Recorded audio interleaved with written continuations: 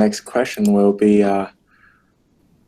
what is your student group's plan for the fall and winter semester when there are much less students on campus due to pandemic? And let's start from Hassan. All right. So basically, it was really great listening to Ali and Delon and the UFR African Club. Like there were really great ideas from what they talked about as well. And we have also been planning to do something like that, like an icebreaker event and something where we can kind of like engage online or on campus depending on the situation of the pandemic. And then, like, how Ali said that how he has been consulting with the psychologist and stuff who can help him out with that.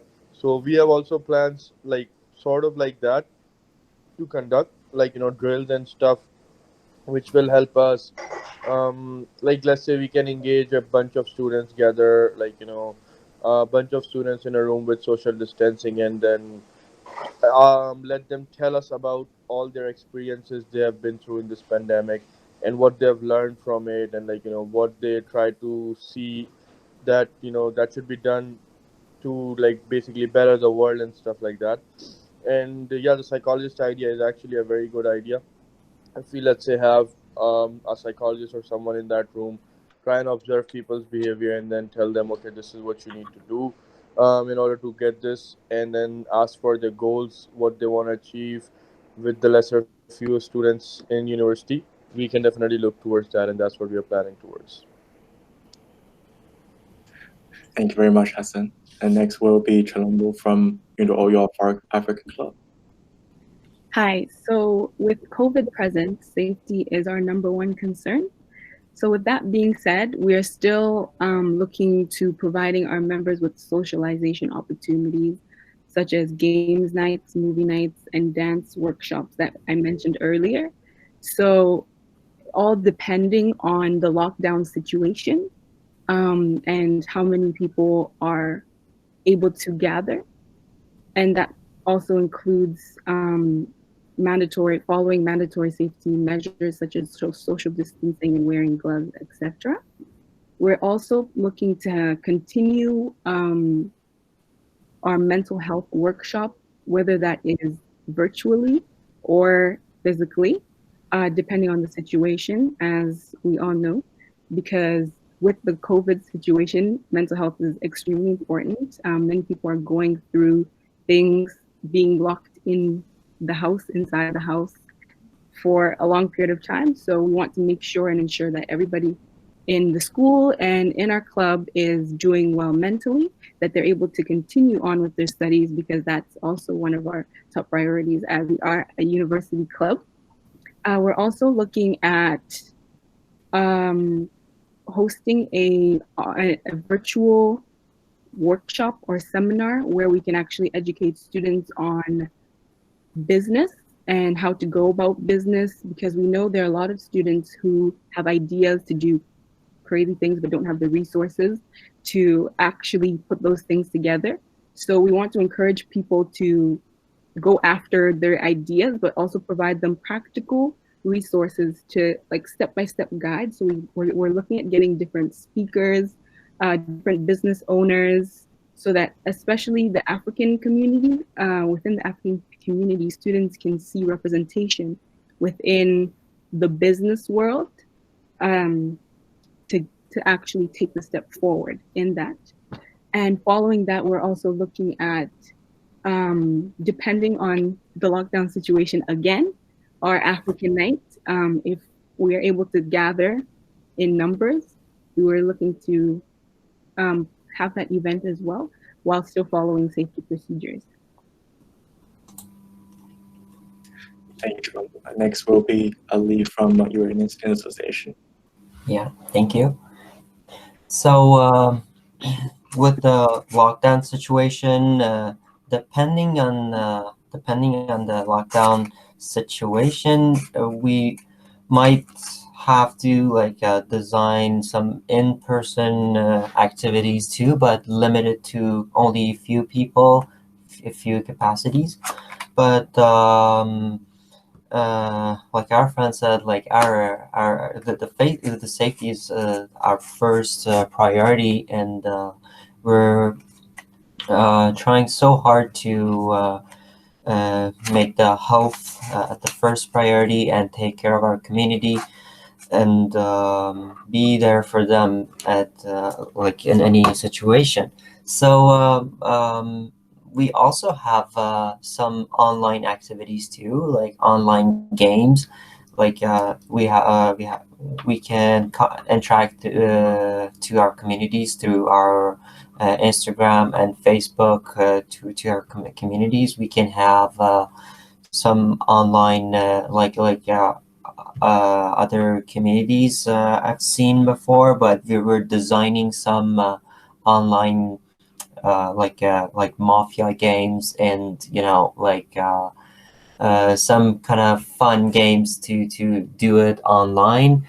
It would be great to have that through our platforms.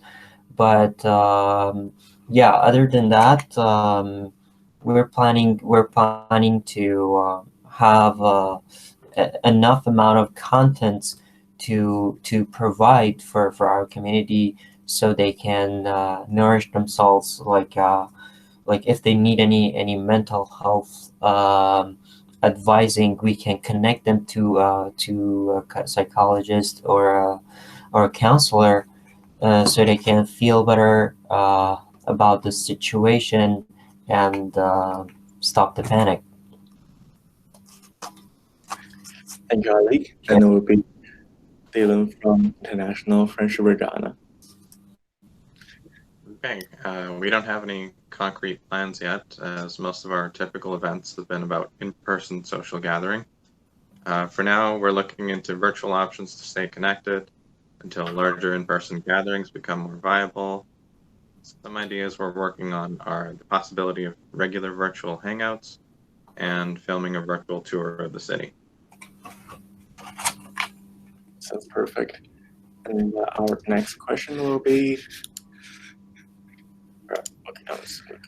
okay, cut off this part. Our next question will be, when do your student groups start to recruit members? And if there's an election in the group, and how do you like the members for position? Let's start from Hassan. All right, so for the Pakistani Student Association, back in when I started, we started from a selection process instead of an election process, because of the fact we had a lesser number of students. So when they announced the elections back at that time, no one kind of applied and stuff, and then I kind of didn't get to know about it. So one of the guys who was a master's student kind of recruited me, saying that okay, we will come assist me. I started from smaller events and all, and then eventually in a year I became the president. And then after that, I've said many times, if we want elections or anything else, but no one has come forward. People are like, yeah, well, as far as you can carry it, you can go along with it. And I just got done, so now we're gonna transition to to a brand new team. But that's the thing, we have a very few amount of students on campus, so we are still trying to think how we are going to transition to a new team, or how we're going to build a new team. But yes, it doesn't hold elections and stuff, but we basically try and go through the selection process based on what our volunteers have worked towards. And in the past 4 years, we have a team of volunteers who have worked for us, or team of executives who have worked under me. So we try and select from those guys and see how it goes. Thank you, Hassan. Next will be Chalombo from URSU Virtual Club. So we're always accepting members at any time. Anybody's welcome to join. We are open to African students as well as non-African students, people who are just interested in learning about Africa. We have members from all parts of the world. As for executive positions, we look for re-elections every March. So members who are interested in applying for executive positions can send us their resume for in the month of March. We'll probably post it on our Instagram and our Facebook page and update when we're starting the process. But yeah, we just receive resumes and just tell us why you'd be interested and what position you'd be interested in. Thank you, Shlomo. Next will be Ali from Iranian Student Association.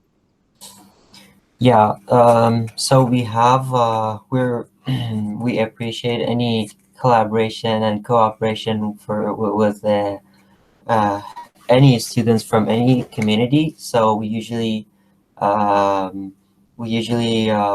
ask for whoever reaches out for us to us, and then let's say, hey, I'm open to help, and then what can I do?